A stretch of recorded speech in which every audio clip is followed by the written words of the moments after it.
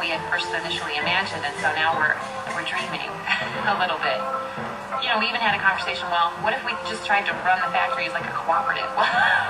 We don't have any money, we're not capitalists.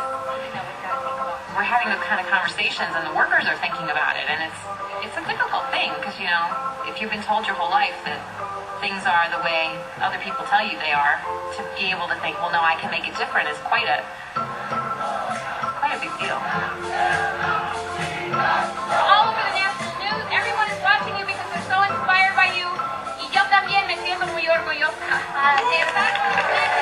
After 6 days of the sit-in, Bank of America decided enough was enough. Better to pay off these workers now and hope their little revolution goes away. And so the bank and the company agreed to all the workers' demands. The average package for each worker will be very close to $6,000.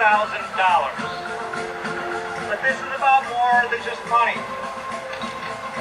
It's about what can be achieved when workers organize and stand up for justice. Just fight, just to get like the most basic thing that people should take for granted. And that's, you know, legally theirs. We just fight so hard just for the most basic things in life. It's a fight we knew all too well in Flint, Michigan. For it was here that my uncle and his fellow workers first brought down the mighty corporate interests that dominated their lives. It was the day before New Year's Eve in 1936, and hundreds of men and women took over the GM factories in Flint and occupied them for 44 days. They were the first union that beat an industrial corporation, and their actions eventually resulted in the creation of a middle class. But back in these days of the Flint sit-down strike, the police and the company thugs were not going to just stand by. After a bloody battle one evening, the governor of Michigan, with the support of the President of the United States, Franklin Roosevelt, sent in the National Guard. But the guns of the soldiers weren't used on the workers. They were pointed at the police and the hired goons, warning them to leave these workers alone. For Mr. Roosevelt believed that the men inside had a right to a redress of their grievances. 7 years later, President Roosevelt was too sick to go up to the Capitol and give his annual State of the Union address. Ladies and gentlemen, the President of the United States. It has been my custom to deliver these annual messages in person. So he gave it from the White House over the radio. When it was over, he asked the newsreel cameras to step into his room because he wanted the American people to see one particular part of his speech. The President of the United States then took the radical step of proposing a second Bill of Rights to the Constitution.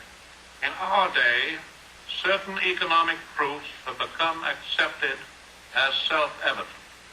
A second Bill of Rights, under which a new basis of security and prosperity can be established for all, regardless of station or race or creed.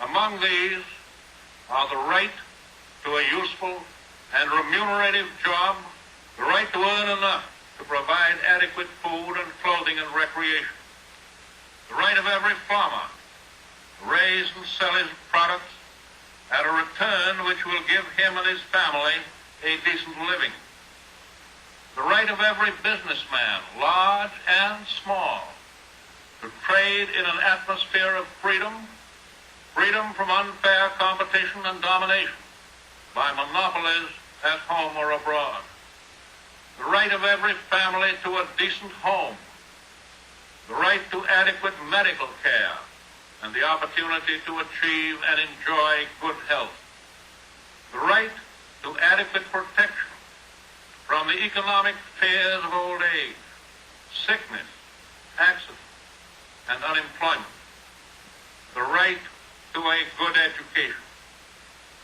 All of these rights spell security.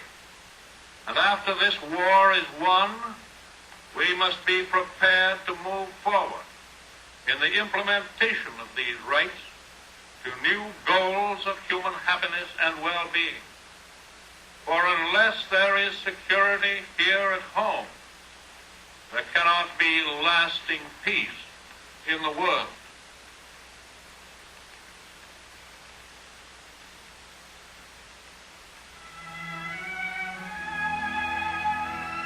Roosevelt would be dead in little over a year.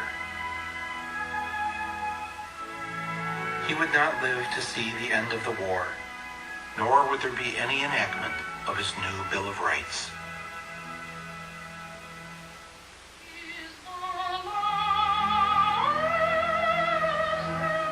Had he lived and succeeded, every American, regardless of race, would have had a right to a decent job, a livable wage, universal health care, a good education, an affordable home,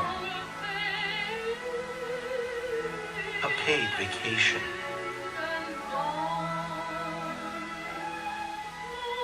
and an adequate pension. None of this would come to pass